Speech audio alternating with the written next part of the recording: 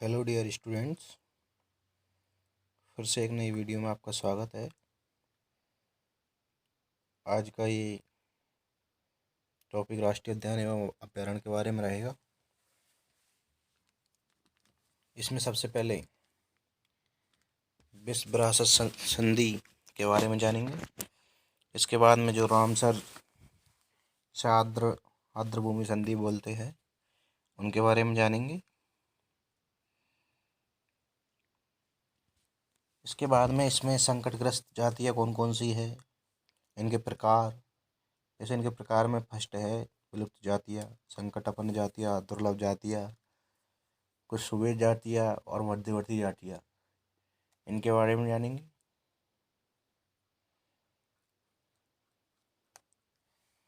इसके बाद में IUCN जिसका संगठन, इसमें जैसे रेड डाटा बुक और ग्रीन डाटा बुक, इसके बारे में भी जानेंगे।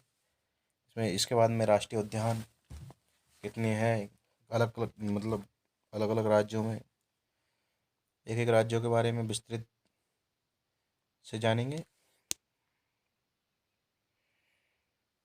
फिर इसके बाद में वन्यजीव शरण स्थल जो कि भारत में कितने हैं उनके बारे में एक एक के बारे में अध्ययन करेंगे। इसके बाद में इसमें भारत के जैव मंडल क्षेत्र है उनके बारे में। इसके बाद में जिसमें रहेगा वो पर्यावरण से संबंधित संस्थान है उनके बारे में जानेंगे। तो इसमें जानते हैं सबसे पहले विश्व विरासत संधि क्या है।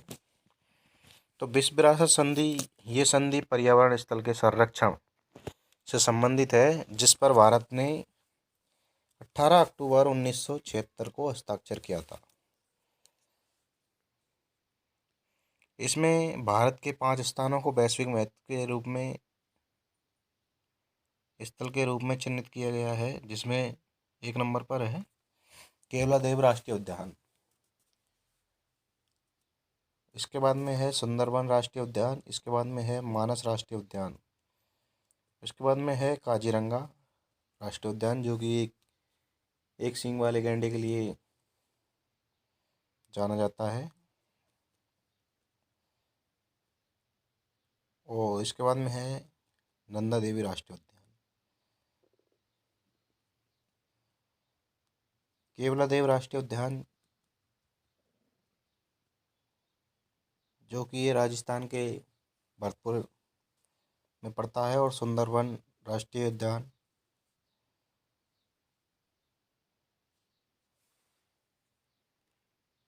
ये भी राजस्थान के कोटा क्षेत्र में आता है। इसके बाद में आता है रामसर आर्द्र भूमि संधि। तो ये आर्द्र भूमि के संरक्षण के लिए की गई संधि है, जिस पर भारत ने 1 फरवरी 1982 को हस्ताक्षर किया था। इसमें है चिल्का झील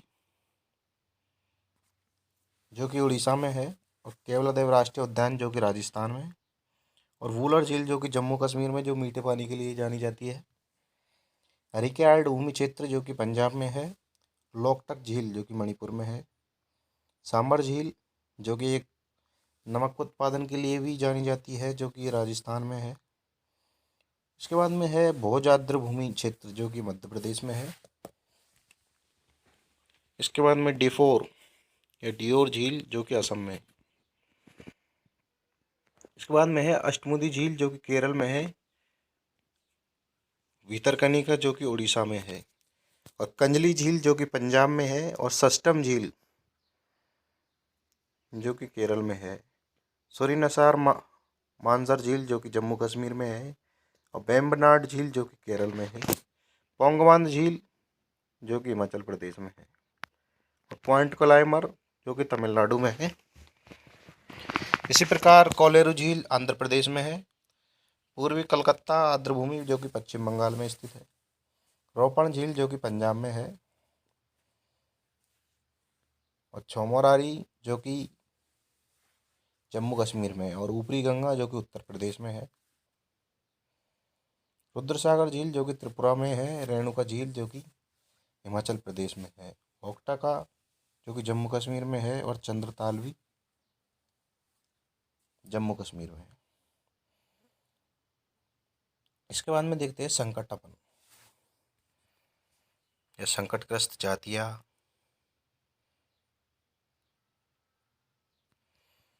तो संकटग्रस्त जातियाँ क्या होती है? संकट की दृष्टि से जीवों तथा पौधों की जो दुर्लभ जातियों को जो IUCN जो international union for conservative of natural resources में वर्गीकृत किया गया है। जो खतरे की गंभीरता के आधार पर संकटग्रस्त जातियों निम्न वर्गों में बांटा गया है। इसमें आती है सबसे पहले विलुप्त जातियाँ। जीवों की ऐसी जातियाँ हैं जो अब पृथ्वी पर जीवित अवस्था में नहीं पाई जाती। इसमें सबसे पहले अपन जानते हैं डायनासोर, जो अब जीवों जो धरती पर ये इस पृथ्वी पर नहीं पाए जाते हैं। डोडो पक्षी, जो कि ये भी एक विलुप्त जातियों में ही आता है। ये भी बहुत ही ना के बराबर ही पाया जाता है। इसके बाद में आती है संकटापन्न जातियाँ सेकंड, एंडेडेड स्पीसीज। कुछ जातियाँ विलुप्त होने की कगार पर है। इनकी संख्या बहुत ही कम हो गई है। बहुत ही कम से मतलब है यहाँ के ना के बराबर है। यदि तत्काल कोई रक्षात्मक उपाय नहीं किए गए तो ये जातियाँ विलुप्त हो जाएंगी। मतलब इस टाइम भी, जैसे प्रेजेंट टाइम में इनको अगर नहीं बचाया गया तो ये आगे भविष्य में फ्यूचर में नहीं मिल पाएगी ये जाति। इसमें है ग्रेट इंडियन बस्टर्ड बाघ, जो कि बहुत ही कम मात्रा में है, और कस्तूरी मृग। इसके बाद में आती है दुर्लभ जो रेयर स्पीसीज है। इन जातियों की संख्या विश्व में बहुत ही कम है। ये जातियाँ कुछ भौगोलिक क्षेत्रों में ही सीमित रह गई है। एग्जाम्पल है इसमें हिमचीता और शुतुरमुर्ग। इसके बाद में आती है सुबोध जातियाँ, सुवेद जातियाँ। ये जातियाँ वर्तमान समय में खतरे से बाहर है। मतलब इन पर अभी कोई खतरा नहीं है, पर यदि इन्हें अभी से संरक्षित नहीं किया गया तो भविष्य में ये विलुप्त हो जाएगी। अगर इनका अभी से ध्यान नहीं दिया गया, इन पर इनकी रक्षा नहीं की गई, अभी से इनका संरक्षण नहीं किया गया, तो ये भविष्य में विलुप्त मतलब गायब हो जाएगी बिल्कुल ही। इसमें है लंगूर, चिंकारा, एंटीलोप आदि। इसके बाद में आती है फिफ्थ नंबर पर मध्यवर्ती जातियाँ, इंटरमीडिएट स्पीसीज।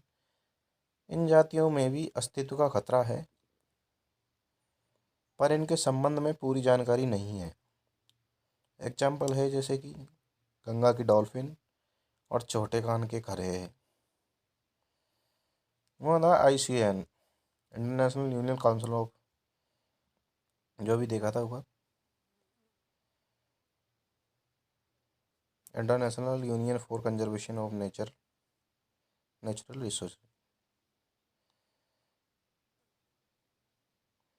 इसका मुख्यालय है जो स्विट्जरलैंड में है।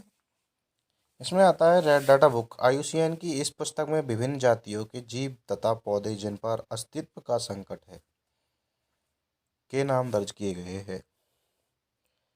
और ग्रीन डाटा बुक में है, इसमें दुर्लभ जातियों का लेखा जोखा होता है, जो कि बहुत ही कम मात्रा में है दुर्लभ जातियाँ। भारत में राष्ट्रीय उद्यान 112 और वन्य प्राणी शरण स्थल है जो कि 515 है। इसमें सबसे पहले देखते हैं आंध्र प्रदेश में। आंध्र प्रदेश में है नागार्जुन सागर, जो कि राष्ट्रीय उद्यान है। ये बाघों के संरक्षण के लिए जाना जाता है। कोलेरू, जो कि राष्ट्रीय उद्यान, ये भी आंध्र प्रदेश में ही है, जो कि पक्षी संरक्षण के लिए जाना जाता है।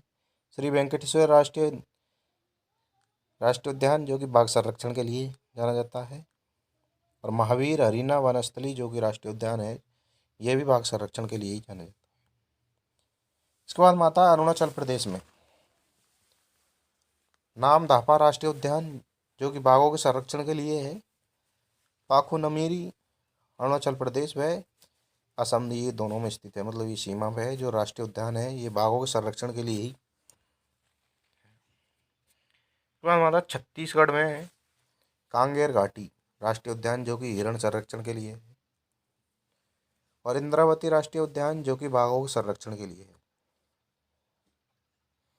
उसके बाद में आता है बिहार, जो कि बक्सर राष्ट्रीय उद्यान, जो कि बाघ संरक्षण के लिए है। वाल्मीकि राष्ट्रीय उद्यान, जो कि ये भी बाघ संरक्षण के लिए ही जाना जाता है। गोवा में मोलम राष्ट्रीय उद्यान, दूसरा है महावीर राष्ट्रीय उद्यान। असम में है मानस राष्ट्रीय उद्यान जो कि बाघ संरक्षण के लिए ही है। काजीरंगा राष्ट्रीय उद्यान जो कि एक सिंह के जो गैंडे रहते हैं उनके संरक्षण के लिए ही है। नामेरी राष्ट्रीय उद्यान में हाथी बाघ संरक्षण दोनों के लिए ही है। और डिब्रू सलोका राष्ट्रीय उद्यान, और पांचवा है औरंग राष्ट्रीय उद्यान। इसके बाद माता केरल। केरल में है साइलेंट वैली राष्ट्रीय उद्यान जो कि बाघ संरक्षण के लिए जाना जाता है। और दूसरा है पेरियार राष्ट्रीय उद्यान जो जंगली हाथियों के लिए जाना जाता है। इराविकुलम राष्ट्रीय उद्यान। इसके बाद में है मैथिकेतन 16 राष्ट्रीय उद्यान जो कि अनेक प्रजातियों के संरक्षण के लिए ही जाना जाता है। इसके बाद में आता है मेघालय। मेघालय में है बालपाखरन राष्ट्रीय उद्यान। दूसरा है नाकरेन राष्ट्रीय उद्यान जो कि बाघ हिरण संरक्षण के लिए जाना जाता है। हरियाणा में है सुल्तानपुर झील चिड़ियाघर अभ्यारण्य।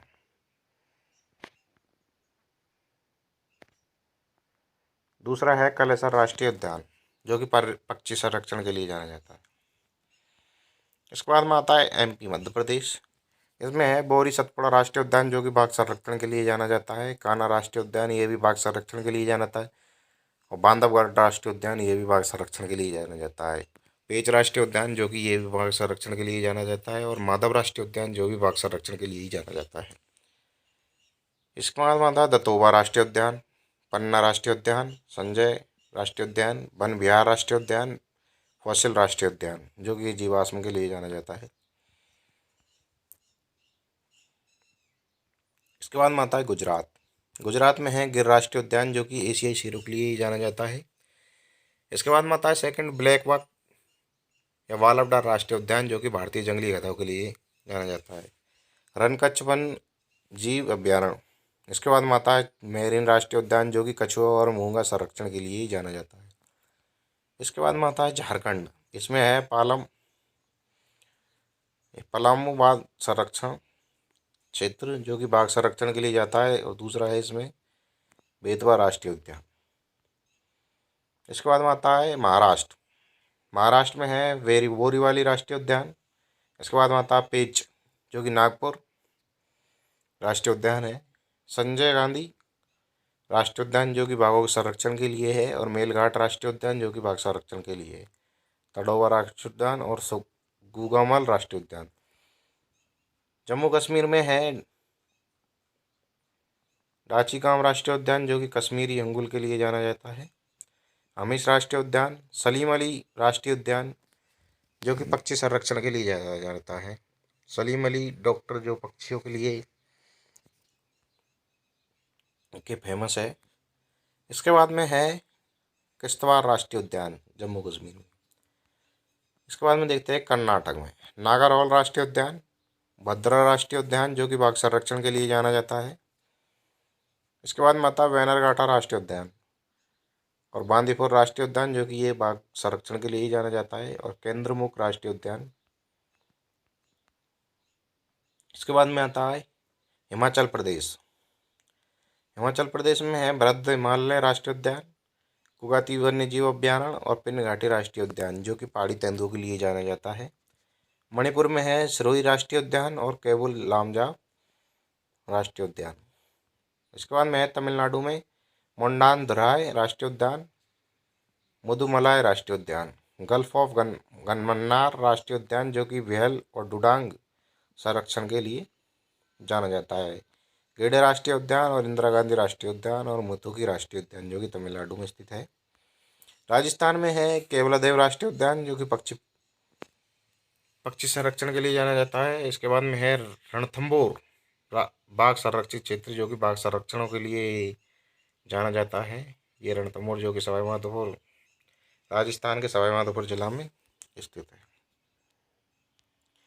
इसके बाद में आता है मरुस्थल डेजर्ट राष्ट्रीय उद्यान। इसके बाद में आता है सरिस्का राष्ट्रीय उद्यान जो कि राजस्थान के अलवर जिले में पड़ता है जो कि बाघ संरक्षण के लिए जाना जाता है। उसके बाद में आता है उत्तर प्रदेश। उत्तर प्रदेश में है दुधवा राष्ट्रीय उद्यान जो कि बाघ संरक्षण के लिए ही जाना जाता है, और नवाबगंज राष्ट्रीय उद्यान जो कि पक्षी संरक्षण के लिए ही जाना जाता है। उसके बाद में आता है उड़ीसा। उड़ीसा में है गहिरपाटा वन्यजीव अभ्यारण्य जो कि हरा कछुआ संरक्षण के लिए ही जाना जाता है। सिमलीपाल राष्ट्रीय उद्यान जो कि बाघ संरक्षण के लिए ही जाना जाता है। भीतरकनिका राष्ट्रीय उद्यान जो कि मगरमच्छ संरक्षण के लिए ही जाना जाता है। उसके बाद में आता है वेस्ट बंगाल पश्चिम बंगाल बक्सा राष्ट्रीय उद्यान जो कि बाघ संरक्षण के लिए ही जाना जाता है, और सुंदरवन वन्य जीव अभ्यारण्य जो कि बाघ संरक्षण के लिए ही जाना जाता है।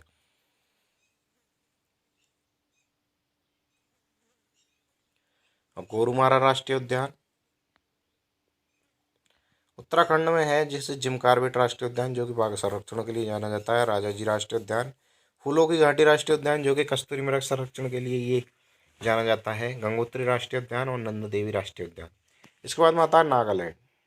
नागालैंड में है इटकी राष्ट्रीय उद्यान। इसके बाद में आता है मिजोरम, इसमें है मुरलीन राष्ट्रीय उद्यान। इसके बाद में है टेम्फा राष्ट्रीय उद्यान जो कि बाघ संरक्षणों के लिए जाना जाता है। और फांगफुई विल्यू माउंटेन राष्ट्रीय उद्यान। अंडमान निकोबार में है माउंट हेरियर राष्ट्रीय उद्यान जो कि जैव मंडल से संबंधित है। सैडल पीक राष्ट्रीय उद्यान, कैंपबेल बे राष्ट्रीय उद्यान, गलथिया राष्ट्रीय उद्यान, महात्मा गांधी मेरीन राष्ट्रीय उद्यान, रानी झांसी मेरीन राष्ट्रीय उद्यान, और साउथ बटन आइलैंड राष्ट्रीय उद्यान। सिक्किम में है कंचनजंगा राष्ट्रीय उद्यान जो कि जैव मंडल से संबंधित है। इसके बाद में आता है पंजाब जो अम्बोहर वन्यजीव अभ्यारण्य की। इसके बाद आता है भारत के जैव मंडल क्षेत्र के बारे में देखते हैं। इसमें आता है नीलगिरी। नीलगिरी क्षेत्र है, इसका जैव मंडल क्षेत्र जो कि केरल कर्नाटक और तमिलनाडु तक फैला हुआ है। नंदा देवी का है जो उत्तरांचल में है, और नौकरेक का जैव मंडल क्षेत्र जो कि मेघालय में है। ग्रेट निकोबार, इसका जो जैव मंडल क्षेत्र है अंडमान निकोबार द्वीप समूह तक फैला हुआ है। मन्नार की खाड़ी जो कि तमिलनाडु तक इसका क्षेत्र है, और मानस जो कि असम में है। सुंदरवन जो कि पश्चिम बंगाल इसका जो जैव क्षेत्र है, और सिमलीपाल जो कि उड़ीसा, डिब्रू सलोगा जो कि असम में है, दोहांग देवांग अरुणाचल प्रदेश में है, पंचमढ़ी मध्य प्रदेश में है, अगस्त्यामलाई जो कि केरल में है। अगस्त्यामलाई की पहाड़ियों की जो भी ये भी केरल में ही स्थित है। कंगन डेजांग कंचनजंगा जो कि सिक्किम, इसे केटू के नाम से भी जाना जाता है। अचान कमार अमरकंटक जो कि मध्य प्रदेश और छत्तीसगढ़ तक इसका जैव क्षेत्र फैला हुआ है। कच्छ का रण जो कि गुजरात में इसका, कोल्ड डेजर्ट जो कि हिमाचल प्रदेश में इसका जैव क्षेत्र है। शेषाचल चलव जो कि आंध्र प्रदेश में। इसके बाद में देखते हैं कुछ जैव क्षेत्र से कुछ इम्पोर्टेंट फैक्ट्स। भोपाल गैस त्रासदी जो कि 3 दिसंबर 1984 में मिथाइल आइसोसाइनेट गैस के रिसाव के कारण हुआ था। इसमें कई लोगों की मौत हुई थी, हजारों की तादाद में इसमें मौत हो गई थी। इसमें क्या हुआ था, मिथाइल आइसोसाइनेट की जो फैक्ट्री में से गैस रिसाव होने के कारण आदमी की दम घोटू गैस निकलने के कारण दम घुट घुट कर कईयों की मृत्यु हो गई थी, और आज भी इसका वहाँ पर हानिकारक प्रभाव देखा गया है। अम्लीय वर्षा में जो मेन होता है, जो सल्फ्यूरिक एसिड और नाइट्रिक एसिड होता है। पारा युक्त जल पीने से मिनीमेटर रोग हो जाता है।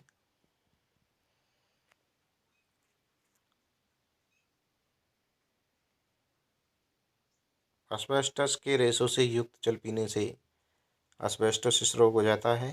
पेयजल में आर्सेनिक की अधिकता से ब्लैक पॉट और नाइट्रेट की कमी से ब्लू बेबी सिंड्रोम रोग तथा कैडमियम की अधिकता से ईटाई रोग हो जाता है। सागर के तटवर्ती भाग में खनिज तेल के रिसाव से उत्पन्न ऑयल स्पिल्स के कारण सागरी जीव मर जाते हैं। ग्रीन हाउस प्रभाव में carbon dioxide, methane, nitrous oxide, fluorocarbon, chlorofluorocarbon, पर क्लोरोकार्बन तथा सल्फर हेक्साक्लोराइड इसमें ओजोन उत्तरी ओजोन को मापने की इकाई डॉप्सन है। एक डॉप्सन बराबर 1 मिलीमीटर होता है। ओजोन परत को नुकसान पहुंचाने वाला जो मेन कारक है वो क्लोरोफ्लोरोकार्बन है। पर्यावरण संबंधी संस्थान है भारतीय वन सर्वेक्षण है जो जोराहाट में। भारतीय वनस्पतिक सर्वेक्षण है जो कोलकाता में है। भारतीय प्राणी विज्ञान सर्वेक्षण जो कि कोलकाता में है। ये राष्ट्रीय विज्ञान प्रौद्योगिकी संस्थान जो कि फरीदाबाद में है। भारतीय वन्यजीव अनुसंधान संस्थान है ये देहरादून में है। वन उत्पादकता केंद्र जो कि रांची में है। भारतीय वन्यजीव संस्थान ये भी देहरादून में है। राष्ट्रीय पर्यावरण शोध संस्थान जो कि नागपुर में है। केंद्रीय पक्षी शोध संस्थान जो कि इज्जतनगर बरेली में है। केंद्रीय प्रदूषण नियंत्रण बोर्ड जो कि दिल्ली में है। भारतीय वन प्रबंधन संस्थान जो कि भोपाल में है। सामाजिक वानिकी एवं पारिस्थितिकी पुनर्स्थापना संस्थान जो कि इलाहाबाद में है। उष्ण कटिबंधीय संस्थान जो कि जबलपुर में है। और सलीम अली पक्षी विज्ञान जो कि कोयम्बटूर में है। भारत में सबसे बड़ा चिड़िया घर है जो कि एलिफोर कोलकाता में है। भारत का सबसे बड़ा विशाल संग्रहालय जो कि चेन्नई में है। भारत का सबसे बड़ा मछली घर जो कि मुंबई में है। विश्व का सबसे बड़ा चिड़ियाघर क्रूगर जो कि दक्षिण अफ्रीका में है। विश्व का सबसे बड़ा या सबसे अधिक जंतु संग्रह वाला जंतु उद्यान है जो कि बर्लिन है।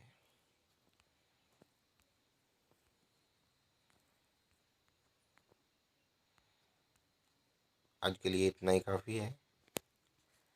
आगे नेक्स्ट टॉपिक पर चर्चा होगी, आपको बता दिया जाएगा पहले ही। वीडियो पसंद आई तो लाइक करें, शेयर करें एवं चैनल को सब्सक्राइब करें। Thank you. जय